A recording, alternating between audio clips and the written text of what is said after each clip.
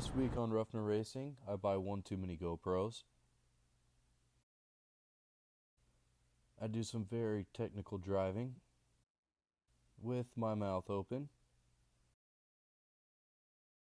And I go from Vinewood to Los Santos to meet up with Franklin. Well, look around. You just keep driving where you're going. Hey, come on, man. I buy a 2018 EcoBoost Mustang and my wife finds out how much it cost. What is that? Yeah. What is that? Oh, I'm about to show you. What is it? When you bought this? Okay, how much was it? How much was it? They gave it to me. They gave it. They were like, hey. I was like, okay, yeah, they gave it to me. No, they didn't. So you're not going to tell me how much was it? They gave it to me. I don't believe you. Why? How are they going to give you something like that? Hello, and welcome back to Ruffner Racing. Today, I'm in my brand new 2018 Mustang Premium Convertible EcoBoost. It's not a brand new car, obviously, it's 2018, but it's new to me. I have different drive modes here, so I'm at a stoplight now. I'm gonna go ahead and try to put it in sport or track. You know, track's a little bit better than sport. I do have paddle shifters here, which is pretty cool. And when I put it in sport, it does a pretty good job of like letting me keep a gear, whatever gear I want to keep. You definitely know you're driving a Mustang. This is my first independent rear suspension Mustang too, so this is kind of a test. I was thinking my next project car should be an S550, but I was on the fence about it. Now I'm almost positive it should be. So another cool feature on this car is the gauges. I have on the display different things like cylinder head temperature. I also have oil, transmission temp. I have a vacuum gauge for the boost. Let's see, let me read it out to you. Right now I got it on miles per hour. I'll go into gauge mode here. Tire pressure sensor, all 4 tires. Air fuel ratio, that's pretty cool. Boost, vacuum gauge, cylinder head temperature, air inlet temperature, oil pressure, oil temperature, engine temperature, and the transmission temp. Another thing I like about it is being able to switch in between the modes. Like, I like the fact that the power's there when I need it. There's sometimes I just want to relax. You know, I'm going to drive this car mostly every day, so it's cool to be able to have like a chill mode and then like a track or a sport mode. When I get to the canyon roads, I can kind of open it up. That's probably mostly where I'm going to drive this car. I might try some autocross, and I'll bring you guys along for that too. I don't know a whole lot about the EcoBoost, but I'll tell you this much: I'm about to do some research and find out, and you guys will be with me every step of the way. I'll show you exactly how I modify this. This is a daily driver, right? So I'm not going to go too crazy, but at the same time, I always go a little bit crazy. I know these cars are pretty tunable, and I'm pretty excited, and I'm excited to show you how this thing drives. So let's take a look at that.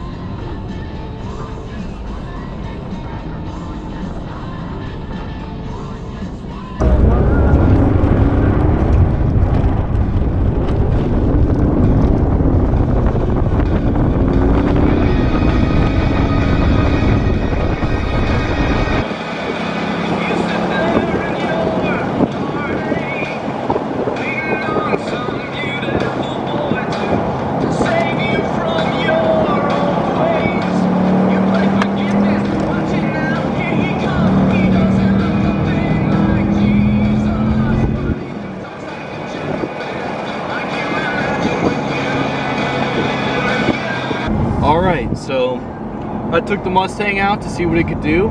I'm pretty impressed. There are a few small things that I noticed, and there's a few different things that I've been doing. Let's talk about it. First, I hit a gravel road and I thought this is perfect time. Let's see if traction control is always off on the car. I noticed it was not. All right, it kind of bogged me out halfway through trying to spin the car around. Obviously on a gravel road, I knew I wasn't gonna have traction. I thought that's a pretty good place to do it. I'm about to get the car washed anyway. I've heard about this. I've heard about this is what causes a lot of the Mustang issues is you turn traction control off, but it really never turns off. All right, so that's something we're gonna research. I know there's something you take out of the car electronically under the hood that will completely disable traction control. I don't know if I can do it with the tune, but that's number one on the list now, right? Another thing that I've been doing when I drive the car, I don't know if it's good, bad, or whatever, often I put it in track mode. So like right now, I'm cheap, you know, so I want to get the most miles per gallon as I can. That's kind of the whole point of me getting this car. And my regular race car, I don't really worry about it all too much. But this one, since it is my daily driver, when I'm not on driving roads and everything else, I drive like a normal person and I switch it off. And then if I ever find like an interstate on-ramp or something cool I think I want to test the car on, I go for it, you know? And like it's as simple as 1, 2, 3, okay, and then you're in track mode. So I will go from drive to sport to track mode to drive to regular mode to snow mode, you know. I don't know if that's good or bad for my car or whatever, but I'm going to do some research on the traction control. Other than that, I'm very impressed. Obviously, I can go full throttle out of a turn. There's like just enough horsepower to get you through. You feel quick driving the car, but you don't have to worry about leaving a corner full throttle in the EcoBoost. It just does it, you know? You don't have to worry about getting the car out of line. There is a certain satisfaction I get from knowing I have my foot to the floor and the car's not going anywhere. It feels super good through tight turns. Obviously, this is a convertible, right? Like I said, again, it's my daily driver. I have to live with the car. I'm somewhere nice, so I want the sun on me. I got a convertible, but the convertible's way more than the coupes, you know? If this was gonna be my serious track car, like when I do eventually get an S550 for a track car, depending on how this EcoBoost behaves, I might get an EcoBoost and it'll definitely be a coupe. There's no doubt in my mind. I would never try to get a convertible for a track car, but I do feel like it's a fun car to drive and I have zero complaints. I think this is an excellent choice for my daily driver and I'm super glad I got it. All right, so let's talk a little bit about what to look for when you're looking at a used car. The number one thing you can do, especially if you're spending any good amount of money on a used car, is check the Carfax. That's generally a pretty good way to tell if the car's been in an accident. It's not foolproof, it's not 100%. Obviously, sometimes people will fix things with cash or try to fix things themselves and not report it, but most of the time, if the car's been in an accident or it's been a total loss at any point in time, it'll be on the Carfax. You can check the title as well. A salvage title looks different than a regular title, so make sure you know what you're looking for when you look at a title. I think it should say something like salvage title, rebuilt title, whatever the case is. Sometimes it's a safe bet to get a rebuilt title. Certain states like California have such an extensive inspection on a car after a total loss like that. You can still benefit from the car. It's not going to be, you know, anything crazy. Sometimes it's a way to get a little bit of a cheaper car, but you want to know quite a bit about cars before you start messing with something that you can assume is probably already going to have some issues or has had issues in the past. Another thing I like to do is check the tires, see how much tread's on them. I like to check the paint and the interior and under the hood as well. If someone's keeping the car clean, usually they're keeping up with general maintenance pretty well. That's exactly what you want. But overall, I'm happy with this car. I checked the Carfax. It had a clean Carfax. I know what engine work had been done. The man was planning on putting a bigger turbo in this car, so he did a thicker head gasket along with ARP head studs. That's exactly what I was looking for.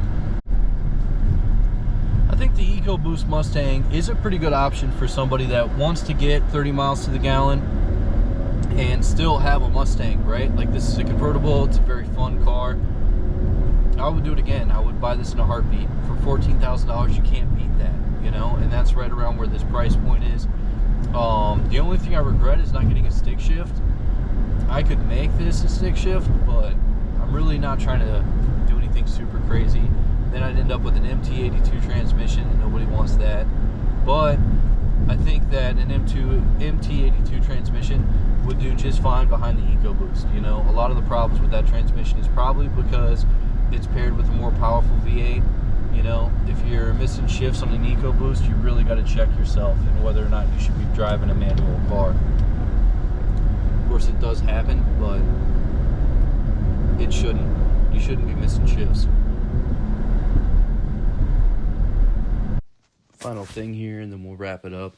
Here I am washing the car, and what I'm going to try to do is find any scratches or imperfection I can in the paint and fix it right now on the spot. So step one, I was going to wash it and get all the wax and everything off the car. You can do that with like dish soap.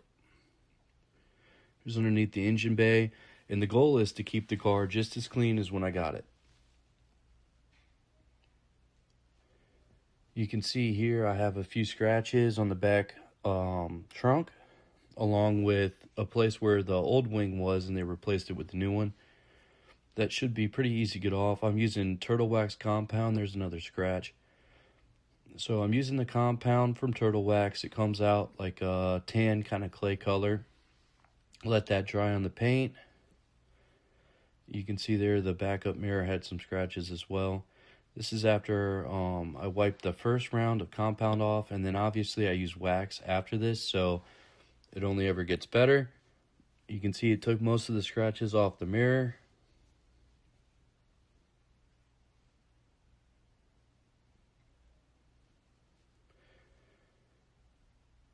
And there's a little bit of the polish.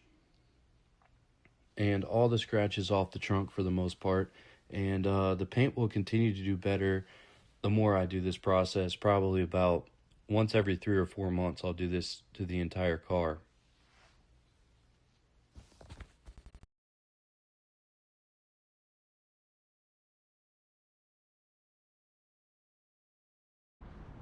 As always, thanks for watching. Remember to like, comment, and subscribe. Stay tuned for next week. We're going to try autocross for the very first time.